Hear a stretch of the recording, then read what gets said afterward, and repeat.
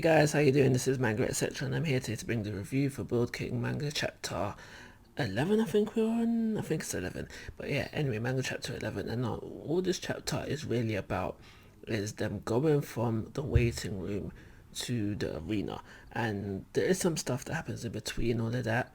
But I don't think not really a lot of it is important. But the first thing I want to point out within order of it, what the way things happen, is when we have that guy who likes to swear a lot, and his hand is still shaking. And now you gotta realize all he did was punch Ton once, probably not even his strongest attack.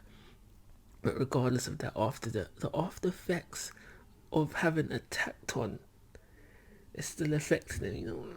Man's still shaking. Now, granted, I do think he'll be fresh for when the tournament actually begins, because we have this girl come along and she's a soother and she's basically offered to heal him. So I do think he'll be fresh from that. But you still gotta give Ton credit where it's due, because he's not even flexing on anybody yet.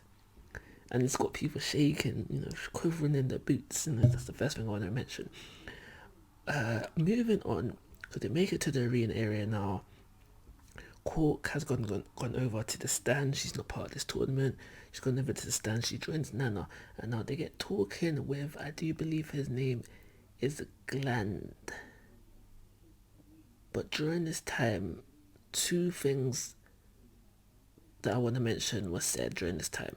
Number one, it's mentioned through Nana, I do believe it is, that this tournament is a bigger deal than the tournament usually is, and that they've got some big names present. The big name that I'm thinking of right now, there's two big names. So there's one, the world, something about the world, the president, not the president of the world, the president of the World Construction Company. He's present, and it's the 10. There's a group of 10, basically. If you've read the chapter, you know what I'm talking about. There's a group of 10 people, and they seem to be present now. And now, ever since they was mentioned the first time, I've been wondering about the pecking order of things within the series. And now, basically, what I'm thinking right now is, what's on top, this group of 10, or the group that is led by Master Shovel? And now, I have two reasons why to think. I've got a reason why I think that the 10 might be on top, and I've got a reason to feel why the group led by Shovel might be on top. So, reason why I feel like 10 might be on top, the group of 10 might be on top, is because it's actually been mentioned more times than the other group so far within the series. I think this is on the second time, and Shovel's group has only been mentioned once.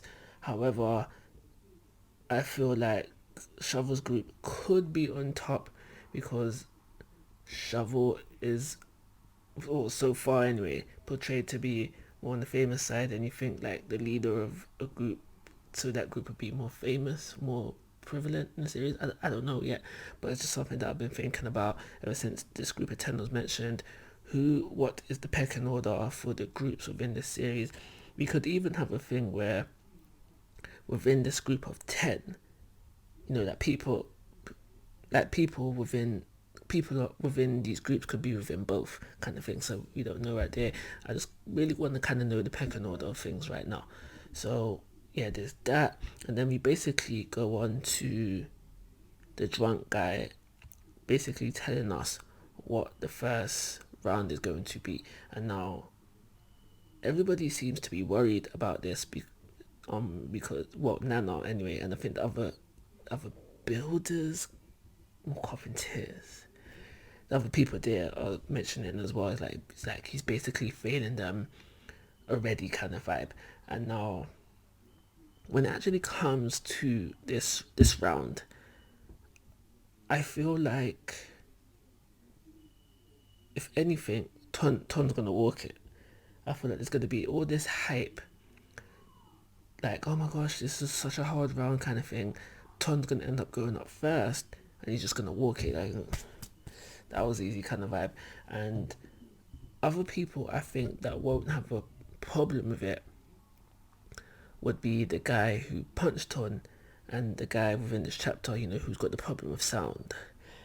I think I think Ton will walk it, and I think those other two that I mentioned, they won't walk it, but they will be able to pass it with relative ease. Rengar, I could see actually struggling with this round, and I don't know what this Suva is all about, but I could see, it could go either way.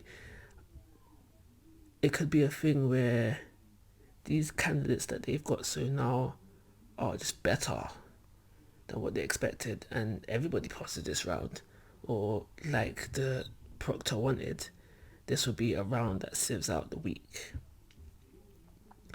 But regardless of how this goes, I'm strongly in the believing that Rengar, if anyone's gonna struggle,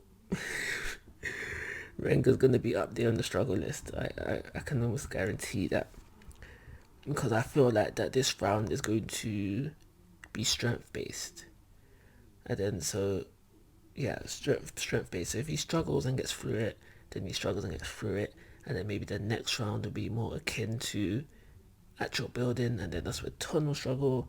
But we'll just see how things go.